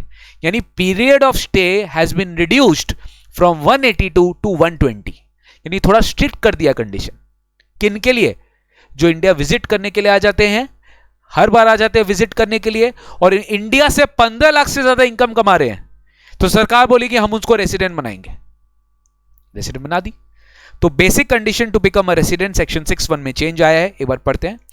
अ सिटीजन ऑफ इंडिया और a person of Indian origin staying outside India having total income, यानी फाइनल इनकम देखना आपको, other than foreign sources. Obviously sir ऐसा क्यों करेगा इंडिया? आप बाहर जो इनकम कमा रहे हो इंडिया से, उसको कोई मतलब नहीं है। आप जो इंडियन सोर्सेस से, इंडियन सॉइल से अगर कोई इनकम एक्रू हुआ है या राइज हुआ है या रिसीव हुआ है, कोई भी इंडिया में हुआ है, अगर वो 15 लाख से ज्यादा है एक साल में, उस साल में, हाँ सर अगर मेरा साल में 5 लाख इनकम इंडिया सोर्सेस से आ रहा है तो मुझे कोई भी फर्क नहीं पड़ता, मेरा अमेंडमेंट कोई उखाड़ नहीं सकता। लेकिन 15 लाख से ज्यादा है तो उखाड़ सकता है। तो 15 लाख से एक्सीड अगर आपका इनकम हुआ, total income other than income from foreign sources, तो आप इस साल इंडियन के सिटीजन, पर्सन ऑफ इंडियन और इंडिया विजिट करने आया, oh my God mummy mummy mummy, हम 182 नहीं रह सकता, हम 120 भी नहीं रह सकता अब तो बॉस। पहले तो 182 डेज और मोर पे आपको इंडिया का रेसिडेंट मान लेते थे, आप बोल रहे नहीं नहीं 120 होते इंडिया का रेसिडेंट मानो। तो देखो क्या है, comes on a visit to India in any previous year shall be considered to be resident in that previous year if he has stayed for 120 days or more। उस साल अगर 120 दिन और उससे ज्यादा रहे तो इंडिया का क्या मान लिया जाएगा? रेसिडेंट मान लिया जाएगा। पहले ये 182 डेज था, बस यही अमेंडमेंट है। किसके लिए याद रखिएगा? जो कंडीशन 2 दो केसेस के लिए नहीं लगता था ना, सेकेंड केस में जो विजिट वाला इंडिया जो वापस लौट रहे हैं उनके लिए 182 हटा के 120 कर दिया, बस और कोई चेंज नहीं है। सर अब ये हमें बता दो, आपने बोला total income other than income from foreign sources. Sir ये फॉरेन सोर्सेज का मतलब क्या है? ये क्लियरिटी यहां पे दिया हुआ है। Income from foreign sources means income which accrues और अराइजेज आउटसाइड इंडिया। वो इनकम इंडिया के बाहर अराइज हुआ है, वो इंडिया के बाहर एक्रू हुआ है, राइट? वो फॉरेन सोर्सेज हुआ है, उससे इंडिया को क्या मतलब है? लेकिन लेकिन लेकिन लेकिन लेकिन कुछ याद आ रहा है आपको? आरएनओआर का एक स्पेशल इनकम इंडिया में लगता है टैक्सेबल, बस वही से मैं आपको रिलेट करवा रहा हूं। आरएनओआर का एक स्पेशल इनकम इंडिया में टैक्सेबल होता है। जो इनकम आप बिजनेस से कमा रहे हो या प्रोफेशन से कमा रहे हो, जो कंट्रोल हो रहा है इंडिया से, वो फॉरेन सोर्सेज इनकम नहीं माना जाएगा। अगर इंडिया में आपका कोई बिजनेस, आप कहीं पे भी बिजनेस कर रहे हो, वो कंट्रोलिंग इंडिया से हो रहा है ना, तो जो इनकम आपका आ रहा है उससे, that will be considered to be Indian source, that will not be considered to be foreign source। Sir RNOR में भी तो यही होता था, RNOR resident not ordinary resident, अगर आपको याद है येलो ख्यात में भी तो वो इनकम टैक्सेबल होता था जो बिजनेस इनकम इंडिया के बाहर है, बट वो बिजनेस कंट्रोल इंडिया से हो रहा है तो वो टैक्सेबल इंडिया में होता था। अगर आपको याद हो रहा होगा तो यस सर, ये बिल्कुल याद है। तो फॉरेन सोर्स को छोड़कर अगर कोई इनकम है जो मेरा 15 लाख से ज्यादा है तो ही मेरे के ऊपर एप्लीकेबल है। तो फॉरेन सोर्स मतलब क्या? जो इनकम इंडिया के बाहर एक्रू हो रहा है, राइज हो रहा है, उसमें हम लोगों को मतलब नहीं है। तो इन दैट केस कोई प्रॉब्लम नहीं है।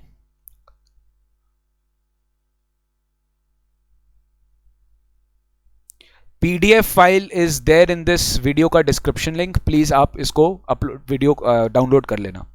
तो फॉरेन सोर्स का इनकम सर अगर कोई अक्रू रहा राइज और इंडिया के बाहर, अगर वो इनकम बिजनेस से है, और सर आरएनओआर वाला ही चीज है और कुछ नहीं है, ठीक है, and which is not deemed to accrue और राइज इन इंडिया। ऑब्वियसली अगर वो इंडिया में डीम्ड नहीं है, एक्रू नहीं हो रहा है, राइज भी नहीं हो रहा है, इंडिया में कोई डीमिंग, यानी सेक्शन 9 भी एप्लीकेबल नहीं हुआ है। सेक्शन 9 भी बोलता है ना कि इंडिया में कब एक्रू होगा, कब राइज होगा, वो भी एप्लीकेबल नहीं है, तब जाके फॉरेन सोर्सेज है।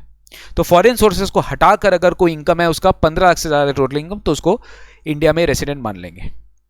तो ये पहला प्रोविजन। अच्छा, अब ये आपके दिमाग में आया कि नहीं आया? I want to check, I want to see आपके दिमाग में आया कि नहीं आया। सर आपके दिमाग में आया कि नहीं आया?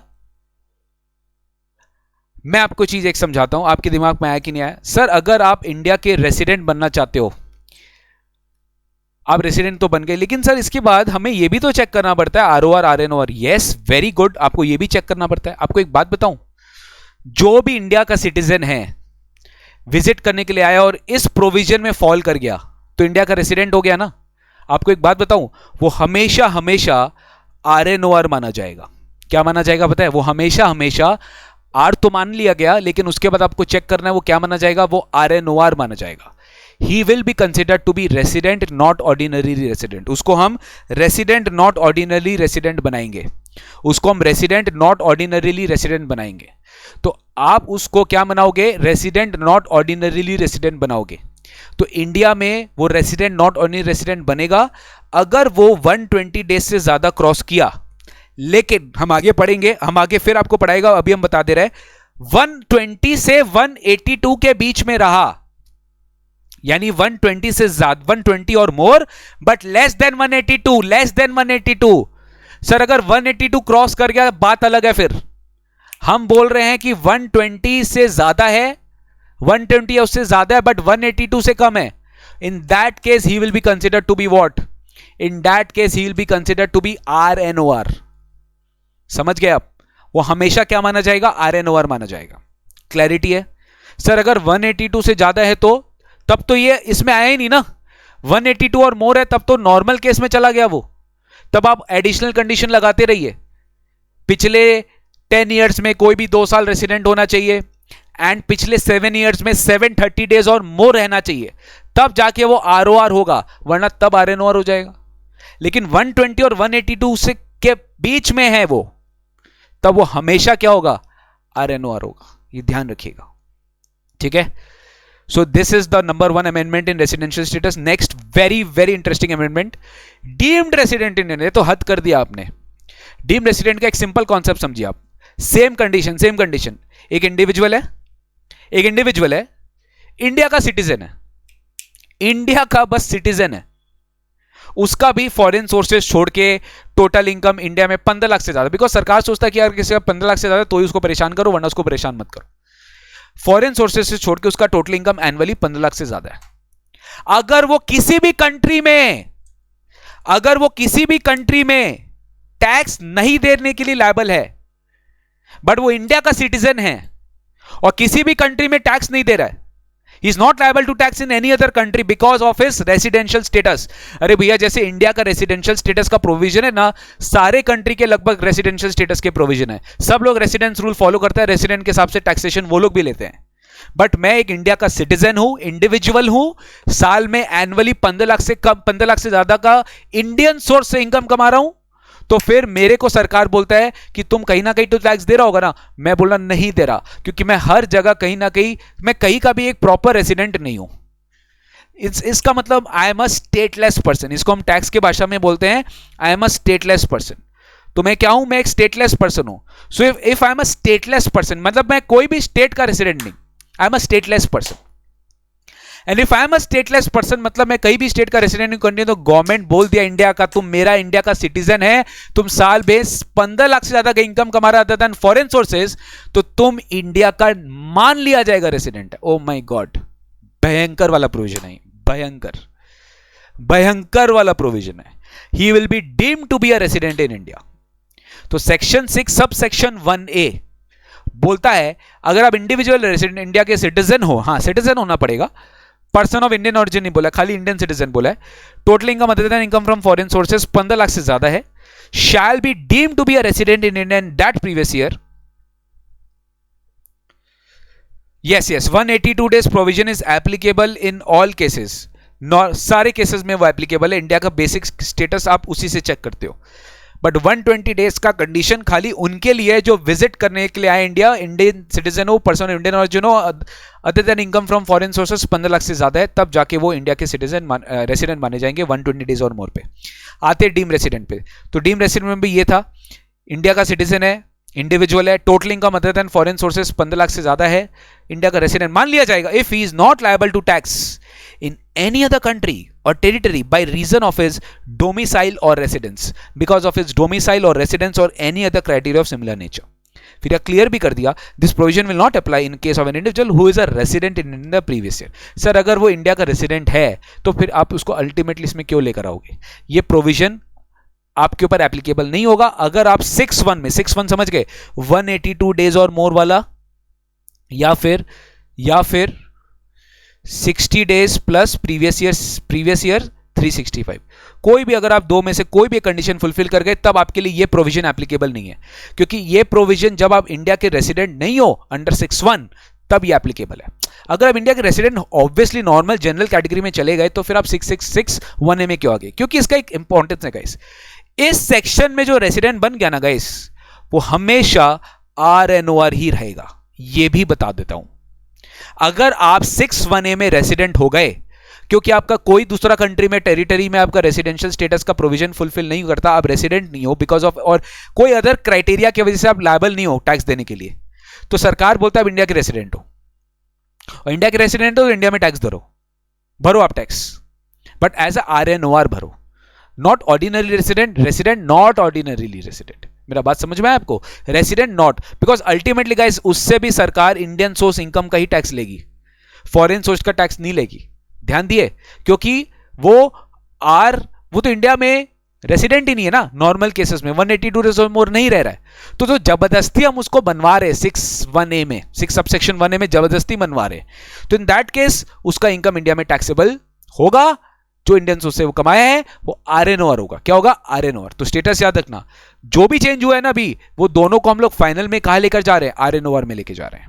ठीक है, तो देखो अकॉर्डिंगली RNOR का भी प्रोविजन में ये दो लोगों को ऐड कर दिया, सेक्शन 6 सबसेक्शन 6 को भी इन्होंने दो लोगों को ऐड कर दिया जो रेसिडेंट नॉट ऑर्डिनरीली रेसिडेंट में आए जाएंगे।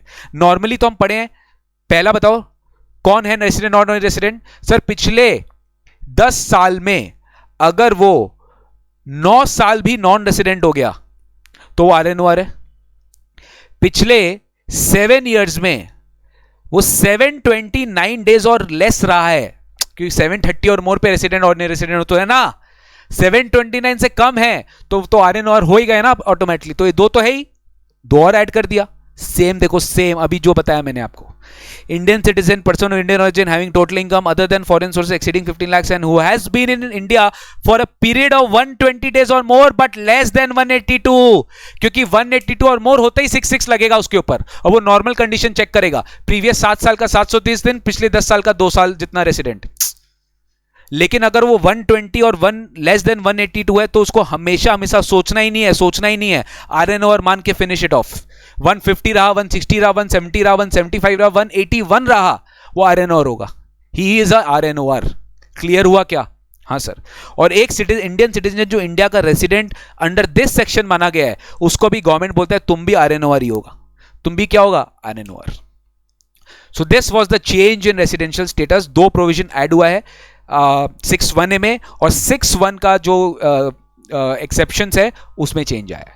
तो आई थिंक बहुत इंपॉर्टेंट था गाइस, आई थिंक ये बहुत ज्यादा इंपॉर्टेंट था, आपको ये पता होना चाहिए, this was very important, you should know this.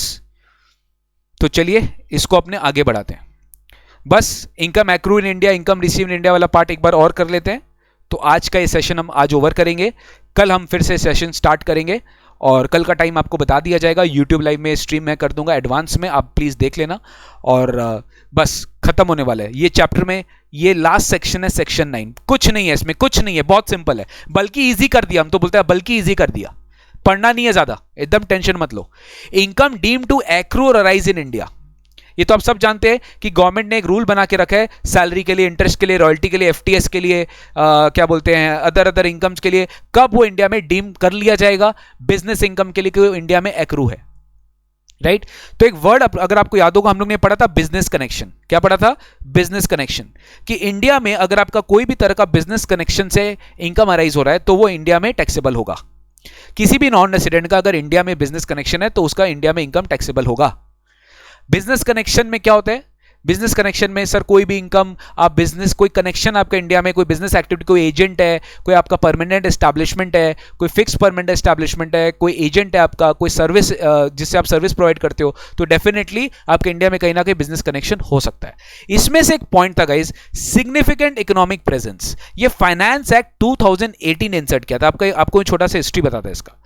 Significant economic presence, अगर किसी भी एनआर का इंडिया में सिग्निफिकेंटली इकोनॉमिक प्रेजेंस है, तो इन दैट केस जो भी उसका बिजनेस एक्टिविटी इंडिया से आ रहा है, कनेक्शन एक्टिविटी बिजनेस इंडिया से आ रहा है, उसके थ्रू उसका जो इनकम होगा that will be taxable in India, that will be taxable in India.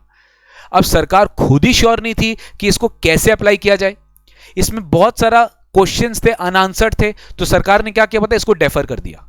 Defer मतलब आपको पढ़ना नहीं है, I mean for May 21 as well as for November 21, दोनों टर्म के लिए। May 21 स्टूडेंट्स, November 21 स्टूडेंट्स, आप लोग दोनों को ये वर्ड पढ़ना ही नहीं है, अपने मैट में जाके इसको हटा देना, आई मीन क्रॉस कटिंग मत करना, वह लिख देना not applicable for this assessment year 21-22, ये एप्लीकेबल नहीं है, क्योंकि इसको गवर्नमेंट ने डेफर कर दिया है assessment year 22-23 which is the next year. जो बच्चे May 22 में एग्जाम देंगे उनके लिए एप्लीकेबल होगा, आप लोग के लिए एप्लीकेबल नहीं है। तो बस सिंपल है, सिग्निफिकेंट इकोनॉमिक प्रेजेंस का जो इन्होंने प्रोविजन डाला था उसको अभी इफेक्ट में नहीं किया है, उसको डेफर कर दिया, बिकॉज आपको शायद याद होगा वहां पे कुछ यूजर बेस्ड, कुछ नंबर ऑफ ट्रांजैक्शंस प्रिस्क्राइब करना था जो आज तक कभी हुआ ही नहीं, राइट। तो गवर्नमेंट ने क्या किया, इस पूरे सिग्निफिकेंट इकोनॉमिक प्रेजेंस वाले प्रोविजन को डेफर कर दिया। तो सर इसमें तो हमें कोई पढ़ने का बात ही नहीं है, आप बता दिए तो हमें पढ़ना नहीं, आप ये बताए कि हमको पढ़ना नहीं है साल के लिए, तो बहुत बढ़िया, हम नहीं पढ़ेंगे, हमें तो अच्छा है, बेनिफिट हो गया, ठीक है ना, तो हम नहीं पढ़ेंगे, बहुत बढ़िया है, हमने तो पढ़ना नहीं था, ठीक है। चलिए नेक्स्ट आते हैं extending source rule to various other transactions, explanation 3A to section 911। एक बार पढ़ते आपको समझ में आ जाएगा। For the removal of doubts, it is hereby declared that the income attributable to the operations carried out in India, as referred to in explanation 1, shall include income from, ये current year से applicable है, income from advertisement and which targets a customer who resides in India or a customer who accesses the advertisement through IP address in India। मतलब समझो, ये बोलना चाह रहा है कि हम कब मानेंगे कि कोई पर्टिकुलर इनकम इंडिया में एट्रीब्यूटेबल है। तो सरकार ने कुछ ट्रांजैक्शंस को लिस्ट किया। अगर आपको याद है, हम लोग एक्सप्लेनेशन 1 में पढ़े थे गाइस, कि अगर कोई बिजनेस एक्टिविटी से कोई इनकम आ रहा है और अगर वो आप एट्रीब्यूट नहीं कर पा रहे हो कि वो इंडिया वाले ऑपरेशन से आ रहा है, तो आप उसका इनकम इंडिया में नहीं एक्रू मानेंगे। यानी income deem not to accrue rise in India कब नहीं मानेंगे, अगर उसका पूरा इनकम जो आ रहा है वो इंडिया से टारगेटेड नहीं है, टारगेटेबल नहीं है, एट्रीब्यूटेबल नहीं है, तो आप उसको इंडिया में एक्रू नहीं मानेंगे। इसी चीज को सरकार ने क्लैरिफाई किया है कि कौन कौन से बिजनेस एक्टिविटीज हम मान सकते हैं, कौन कौन से केसेस में हम मान सकते हैं कि हां इनकम इंडिया में एट्रीब्यूट हो रहा है। तो पहला एक ऐसा ट्रांजैक्शन है कि मान लो अगर कोई एडवर्टीजमेंट हो रहा है और वो एडवर्टीजमेंट इंडिया के किसी कस्टमर को टारगेट किया गया है, या फिर कोई ऐसे कस्टमर को टारगेट किया गया है जो वो एडवर्टीजमेंट देख रहा है इंडिया में बैठे बैठे या इंडिया का सर्वर यूज करते करते, मतलब IP address, internet protocol address, internet surfing कर रहा है इंडिया का नेटवर्क से, तो डेफिनेटली मान लिया जाएगा कि वो जो एक्टिविटी है ना that is reasonably attributable to the operations carried out in India. बिल्कुल भी इंपॉर्टेंट नहीं है, एक बार थ्योरेटिकल डिस्कशन है, एक बार पढ़ के चला जाओ, एग्जाम में एमसीक्यू में पूछा जा सकता है। सेकंड, कोई डेटा आपने कलेक्ट किया, sale of data collected from a person who resides in India or from a person who uses IP address located in India.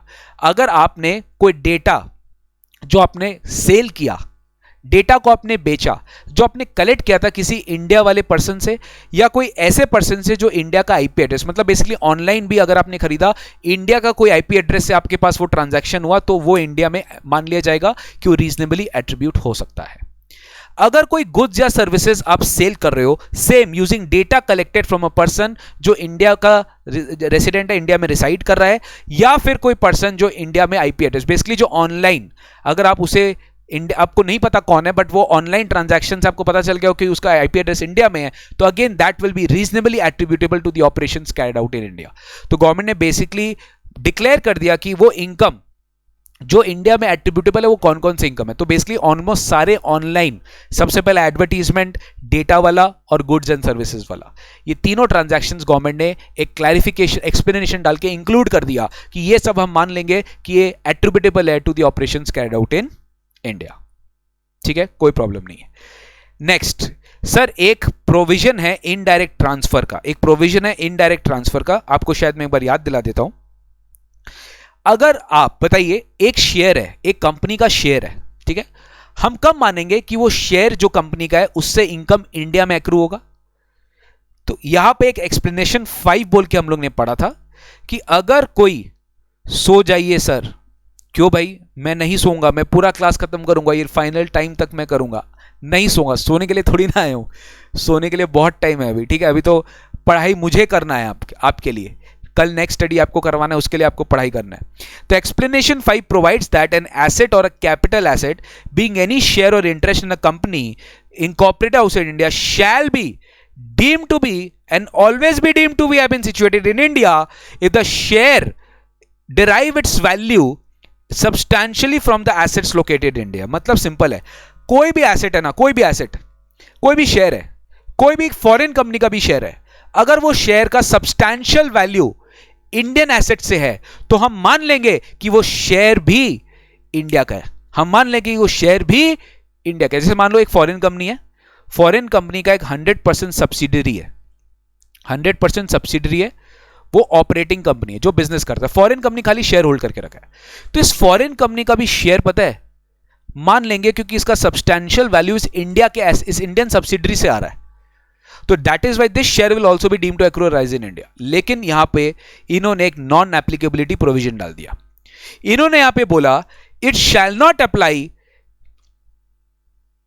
Yes online MCQ base होगा, it shall not apply to an asset or a capital asset which is held by a non-resident by way of investment directly or indirectly in category 1 foreign portfolio investor under the SEBI foreign portfolio investor regulations 2019 made under the SEBI Act 1992। Basically ये जो indirect transfer का provision है ये इन्होंने वो non resident के हाथ में नॉन एप्लीकेबल कर दिया जो कि डायरेक्टली इन्वेस्ट करता है in a foreign portfolio investor in category 1 portfolio investor under SEBI regulations made under SEBI act. बिल्कुल भी रेलिवेंट नहीं है, एक बार पढ़ लेना, बहुत ज्यादा रेलिवेंट नहीं है। नेक्स्ट, रॉयल्टी का डेफिनेशन में थोड़ा सा चेंज आया है। रॉयल्टी में एक कंसिडरेशन होता है सेल, डिस्ट्रीब्यूशन और एग्जीबिशन ऑफ सिनेमाटोग्राफिक फिल्म्स, होता है ना फिल्म का डिस्ट्रीब्यूशन राइट्स या फिल्म का सेलिंग राइट्स या फिल्म का एग्जीबिशन राइट्स, ये एक रॉयल्टी इनकम होता है। अगर मैं आपको राइट दे रहा हूं तो वो मुझे आप उससे कोई इनकम दोगे राइट टू यूज का, that is my royalty income, correct. Royalty में पहले एक्सक्लूडेड था, रॉयल्टी के डेफिनेशन में ये एक्सक्लूडेड था। इसमें क्या प्रॉब्लम था मैं आपको बताता हूं। इंडिया का डबल टैक्सेशन ट्रीटीज है बहुत सारी कंट्री के साथ, वहां पे रॉयल्टी में ये इंक्लूडेड था और इंडिया में एक्सक्लूडेड था, तो डिस्पैरिटी हो गई थी। तो इसीलिए रॉयल्टी इनकम को एकदम पैरिटी में रखने के लिए इन्होंने रॉयल्टी के डेफिनेशन में दे शैल नॉट एक्सक्लूड नहीं किया, मतलब इंक्लूड कर लिए कंसिडरेशन फॉर सेल, डिस्ट्रीब्यूशन और exhibition of cinematographic films from its meaning. आप याद रखिएगा, या कोई भी आप सर से आप पढ़े हो या कोई भी टैक्स टीचर से पढ़े हो या आप मेरे से पढ़े हो, मैट में लिखा हुआ है क्लियरली कि रॉयल्टी एक्सक्लूड्स, तो उसको एक्सक्लूड को काट के इंक्लूड कर देना, ठीक है। रॉयल्टी के डेफिनेशन में लिखा है एक्सक्लूड, तो उसको एक्सक्लूड के काट के इंक्लूड कर देना कि जो भी सिनेमाटोग्राफिक फिल्म्स की राइट होगी, डिस्ट्रीब्यूशन होगी या फिर एग्जीबिशन या सेल राइट होगी, वो भी अब रॉयल्टी के डेफिनेशन में इंक्लूड होगा। That's it. तो गाइस एक्रू वाला में बहुत ज्यादा चेंज नहीं है, सिग्निफिकेंट इकोनॉमिक प्रेजेंस हट गया है, मतलब डेफर हो गया है, इस साल के लिए एप्लीकेबल नहीं है तो छोड़ दो उसको। सोर्स रूल, हाँ सोर्स रूल का एक्सटेंशन कौन कौन सा ट्रांजैक्शंस में वो चेक कर लेना है, और क्या बोलते हैं रॉयल्टी का डेफिनेशन में एक छोटा सा चेंज है। तो लगभग अपने आज अपना 40 पेजेस का लगभग 10 पेजेस अपने कवर कर लिए हैं, ठीक है। 10 पेजेस अपने 1/4 अपने कवर कर लिए गाइस, ठीक है। Will try our level best to complete more in the next class which will be scheduled very soon. आप यूट्यूब लाइव में जुड़े रहना, यूट्यूब में आप अपडेटेड रहना, यूट्यूब में सारा नोट्स आप डाउनलोड कर लेना डिस्क्रिप्शन बॉक्स से। और नेक्स्ट क्लास के लिए हम फिर से मिलेंगे जहां पे हम आपको next chapter that is exemption से हम स्टार्ट कराएगा। एग्जेम्पशन है बहुत सिंपल है, सैलरी एग्जेम्पशन, पीजीबीपी, ठीक है, पीजीबीपी कराएगा, कैपिटल गेन कराएगा, अदर सोर्स कराएगा, बहुत सारे अमेंडमेंट्स है। Set of and carry forward of losses में एक छोटा सा सेक्शन है, चैप्टर 6 का डिडक्शंस, वेरी इंपॉर्टेंट, चैप्टर 6 का डिडक्शन, ठीक है, हो जाएगा गाइज। मैक्सिमम मुझे लगता है 2 क्लासेस का और अमेंडमेंट, 2 क्लासेस में हम इनकम टैक्स का पूरा अमेंडमेंट कर लेंगे। That's it guys, that's it. Thank you so much for your today's class. अच्छा लगा आपको पढ़ा के, thank you very much. See you very soon in the next class, see you very soon in the next class. मिलते हैं चलते चलते, फिर से आना है आप सबको क्लास अटेंड करने के लिए। बता रहा हूँ बहुत इंपॉर्टेंट है सारे अमेंडमेंट क्लासेस, तो प्लीज़ अच्छे से अटेंड करो, अच्छे से पढ़ो, ये आपसे प्रे करता हूँ। Very soon will be coming up with revision videos in our channel. Revision videos फिर होगा, जैसे पिछले बार हम नवंबर दिसंबर 20 के लिए किए थे, इस बार हम मई जून 21 के लिए भी रिवीजन वीडियोस लेकर आएंगे आप लोग के लिए इस चैनल पे। तो डेफिनेटली उसे देखो, बहुत अच्छे से पढ़ो, कोई भी डाउट आता है हमसे पूछो, हम सारा वीडियोस आपके लिए चैप्टर वाइज लेकर आएंगे। अगर कोई चैप्टर में आपको स्पेसिफिक डाउट है तो हमें बताओ, कमेंट बॉक्स में कमेंट करके बताना कि कौन सा चैप्टर में आपको डाउट है, तो हमें पता चले। If we can help, we can definitely help you by any means we can, ठीक है। Thank you sir, thank you so much, thank you Richa, Mohammad, Danish, very much. Sir CMA website पर इसके बारे में कोई अपडेट नहीं है, तो प्रिपरेशन ऑनलाइन बेस में करे। यस यस, ऑनलाइन एमसीक्यू ही करिए, सीएमए इंटर कोई सब सेपरेटली तो बोलेंगे नहीं, पिछले टर्म में यही हुआ तो इस टर्म में भी यही होना चाहिए। So prepare like this, just be cool, comfortable and अच्छे से पढ़ो, ठीक है। That's it guys, thank you so much, take care, God bless you, good night, bye bye, see you very soon. Tomorrow और डे आफ्टर स्ट्रीम शेड्यूल कर देंगे accordingly, और आप प्लीज उसको पढ़ लीजिएगा डेली, अपना लाइव क्लास आके पक्का करिएगा, ठीक है guys. Bye bye, thank you, good night, all the best. Thank you so much for your relentless efforts. वाह, what an adjective given by you, thank you, आपका शुभ आभारी रहूंगा, thank you so much. Sir रात में ही कीजिएगा, definitely Vineet, रात में ही करूंगा, क्योंकि रात में सब स्टूडेंट्स आते हैं और थोड़ा सा क्या होता है ना, स्टूडेंट्स को भी टाइम मिल जाता है, तो मैं रात में ही करूंगा, डू नॉट वरी, आराम से करेंगे, ठीक है ना। चलिए bye bye, thank you so much, bye bye, God bless you.